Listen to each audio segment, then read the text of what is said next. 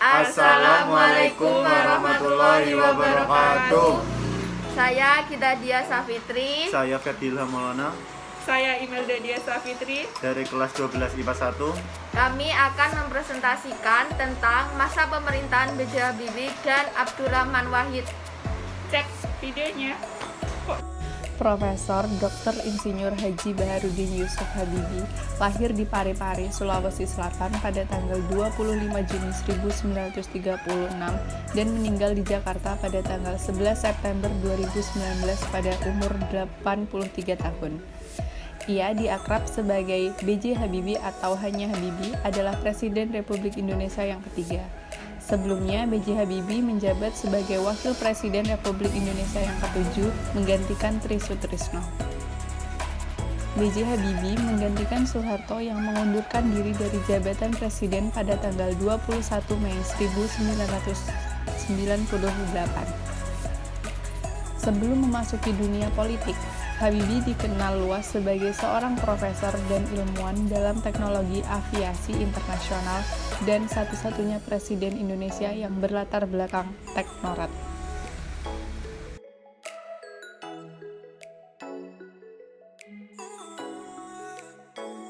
Pergantian jabatan. Setelah Soeharto mundur, jabatan presiden diserahkan kepada wakilnya, yaitu B.J. Habibie. Hal tersebut dilakukan berdasarkan pasal 8 UUD 1945. Setelah naiknya Habibie sebagai presiden, kondisi politik dan ekonomi pun kian berubah. Proses dan penerapan demokrasi di Indonesia mulai membaik. Presiden dipilih berdasarkan pemilu dalam skala 5 tahun sekali, dan semua rakyat memiliki hak memilihnya.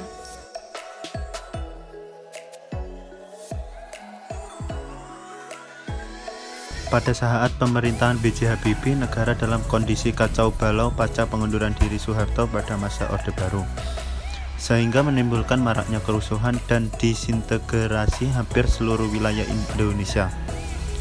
Segera setelah memperoleh kekuasaan, Presiden Habibie segera membentuk sebuah kabinet.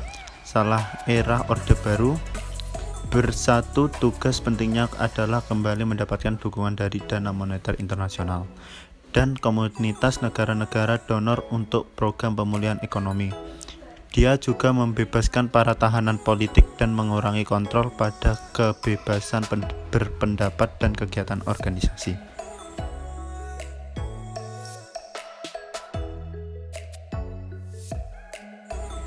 Pada era pemerintahannya yang singkat, ia berhasil memberikan landasan kokoh bagi Indonesia.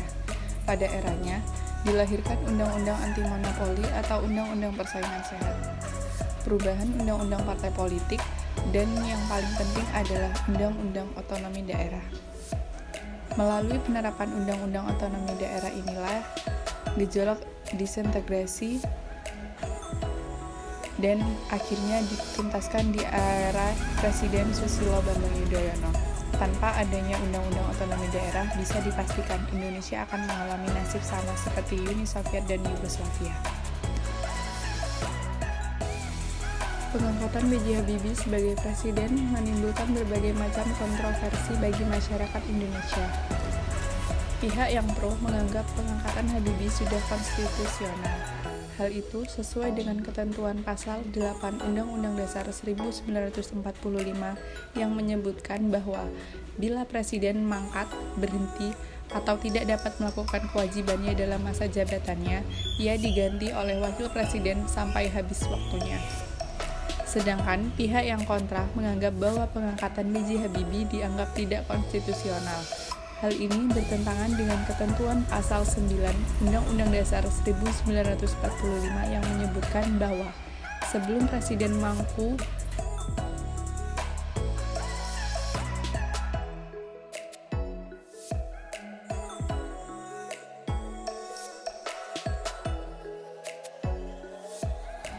Akhir jabatan Presiden Habibie saat menjabat sebagai presiden ialah memperbolehkan diadakannya referendum Provinsi Timur Timur. Ia mengajukan hal yang cukup menggemparkan publik saat itu, yaitu mengadakan jajak pendapat bagi warga Timur Timur untuk memilih merdeka atau masih tetap menjadi bagian dari Indonesia. Pada masa kepresidennya, Timor lepas dari Negara Kesatuan Republik Indonesia dan menjadi negara terpisah yang berdaulat pada tanggal 30 Agustus 1999. Kasus inilah yang mendorong pihak oposisi yang tidak puas dengan latar belakang Habibie semakin giat menjatuhkannya.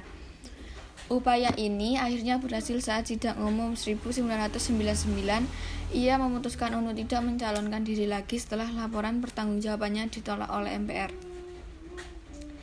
Pandangan terhadap pemerintahan Habibie pada era awal reformasi cenderung bersifat negatif, tapi sejalan dengan perkembangan waktu, banyak yang menilai positif pemerintahan Habibie. Salah satu pandangan positif itu dikemukakan oleh El-Misbah Hidayat dalam buku Reformasi Administrasi, Kajian Komparatif Pemerintahan 3 Presiden.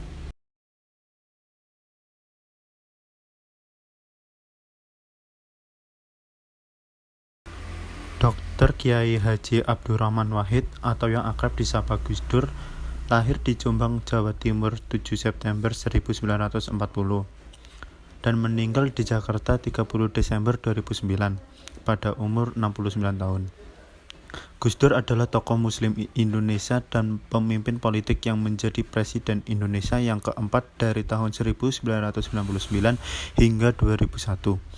Ia menggantikan Presiden B.J. Habibie setelah dipilih oleh Majelis Pemusyawaratan Rakyat hasil pemilu 1999. Penyelenggaraan pemerintahannya dibantu oleh Kabinet Persatuan Nasional.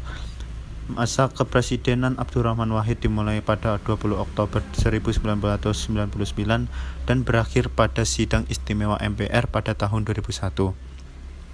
Tepat 23 Juli 2001, kepemimpinannya digantikan oleh Megawati Soekarnoputri setelah mandatnya dicabut oleh MPR. Abdurrahman Wahid adalah mantan ketua Tanfidiyah atau Badan Eksekutif Nahdlatul Ulama dan pendiri Partai Kebangkitan Bangsa atau PKB.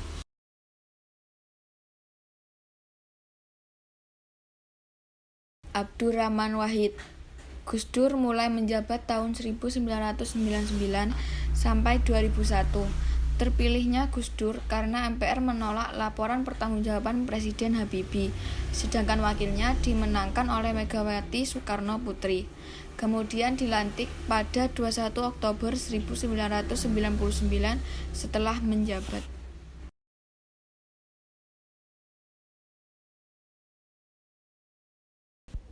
Pemerintah Gus Dur memiliki beberapa kebijakan politik, yaitu 1. Departemen Penerangan dibubarkan dianggap mengganggu kebebasan pers.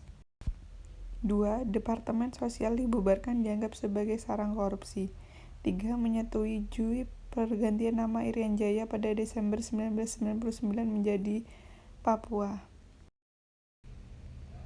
4. Masyarakat etnis Tionghoa diperbolehkan beribadah dan merayakan Imlek. 5. Pencabutan peraturan mengenai larangan terhadap PKI dan penyebaran Marxisme dan Leninisme. 6. Membekukan MPR dan DPR.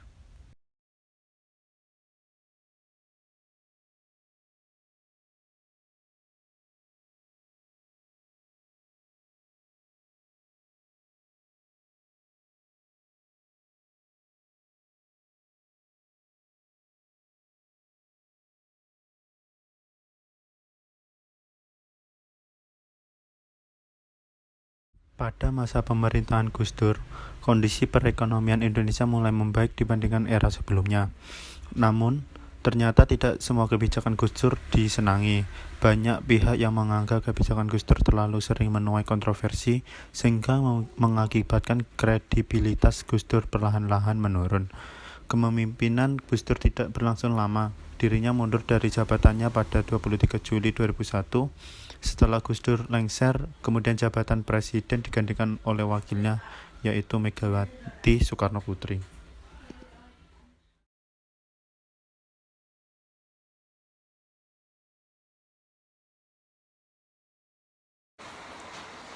Semoga ilmu yang kita berikan dapat bermanfaat. Kurang lebihnya mohon maaf.